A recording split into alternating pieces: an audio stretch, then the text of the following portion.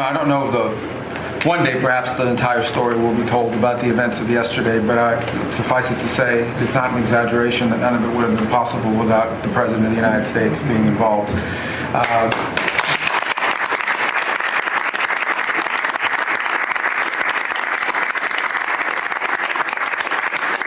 It really began with your trip to the Middle East, where these relationships were forged with partners in the region, personal relationships, close relationships that created the foundation where all this was possible. Where I think this really took a turn. Remember, a month ago, no one thought this was possible. Where it really took a turn about a month ago, less than a couple weeks ago, is when we were at the United Nations, and you convened a historic meeting, not simply of Arab countries, but of Muslim-majority countries from around the world, including Indonesia was there, Pakistan was there, and created this coalition behind this plan. Then on that following Monday, you met with the Prime Minister of Israel here, and that plan was presented. And then, of course, our great negotiating team followed up on it. In the interim, again, perhaps the stories will be told, perhaps they will never be told.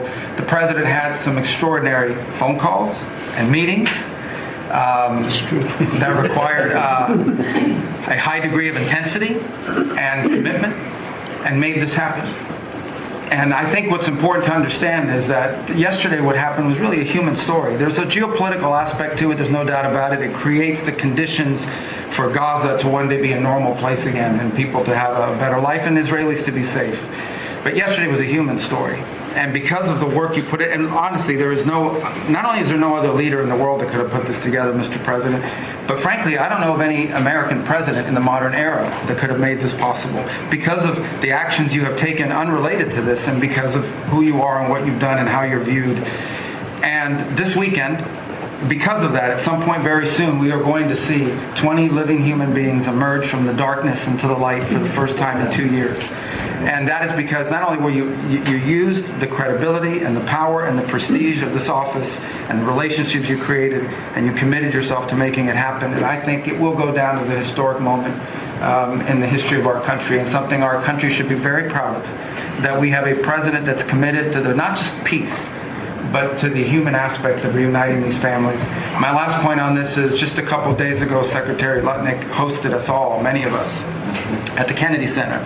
And we have these families, we've interacted with them for so many years, for 2 years now. And the stories are heartbreaking, both whose families are alive and those who are deceased as well, who want their relatives back so that they can complete the process of grieving.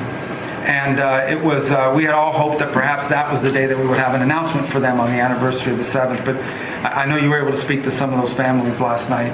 And I just hope the whole nation understands how incredibly proud they should be of their president and of their country for the role that they've played. And I don't want to let this moment pass, Mr. President, without also noting the incredible work of Steve Witkoff and Jared Kushner. They're an incredible team working together, facing some substantial impediments to even being there this weekend and doing it. Let me just leave it at that. And they've done a great job on your behalf, Mr. President, and they deserve a tremendous amount of credit. But thank you for what you've done for the world. Thank you very much, Rose. I appreciate it.